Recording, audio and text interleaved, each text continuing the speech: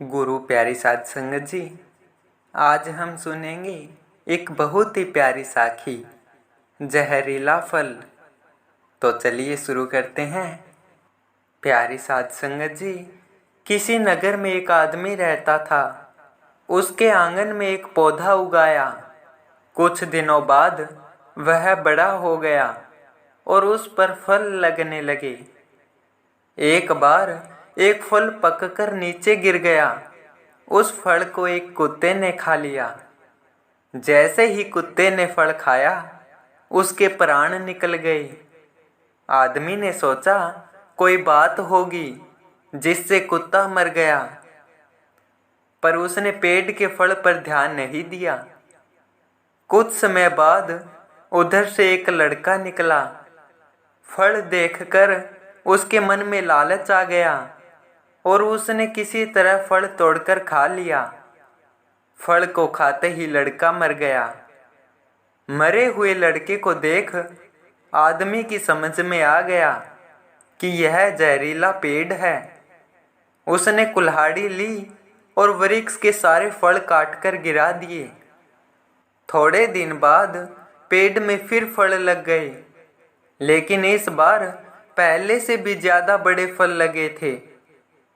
आदमी ने फिर कुल्हाड़ी से फल के साथ साथ शाखाओं को भी काट दिया, परंतु कुछ दिन बाद पेड़ फिर फलों से लद गया। अब आदमी की समझ में कुछ नहीं आया, वह परेशान हो गया। तभी उसके पड़ोसी ने उसे देखा और उसकी परेशानी का कारण पूछा। आदमी ने सारी बातें बता दी।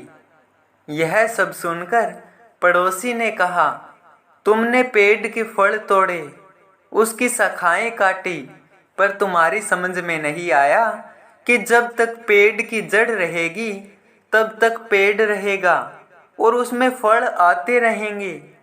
अगर तुम इससे छुटकारा चाहते हो तो इसकी जड़ काटो।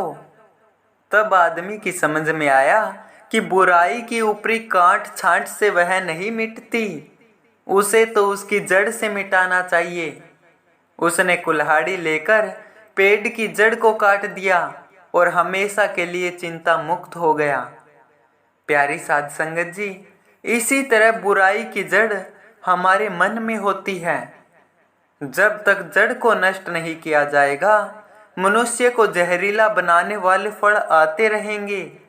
प्यारी साध संगत जी, हमें किसी की भी बुराई नहीं करनी चाहिए। हमारे घर के अंदर अगर मकड़ी का जाड़ा लग जाता है तो हम उसे झाड़ू से साफ करते हैं। वह जाड़ा झाड़ू पर चिपक जाता है और हमारे घर की साफ सफाई हो जाती है। ठीक इसी तरह हम किसी की बुराई करते हैं या निंदा करते हैं तो समझो हम झाड़ू का काम कर रहे हैं, उसकी बुराई अपने सिर पर ले लेते हैं। जिस तरह झाड़ू पर जाड़ा चिपक जाता है, उसी तरह सामने वाले के अवगुणों के पाप हमारे ऊपर चिपक जाते हैं। इसलिए सभी संतों ने कहा है, किसी की बुराई मत करो।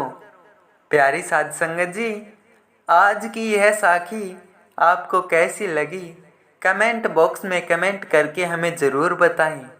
और ऐसे ही प्यारी प्यारी साखियाँ हर रोज़ सुनने के लिए चैनल को सब्सक्राइब ज़रूर करें। धन्यवाद।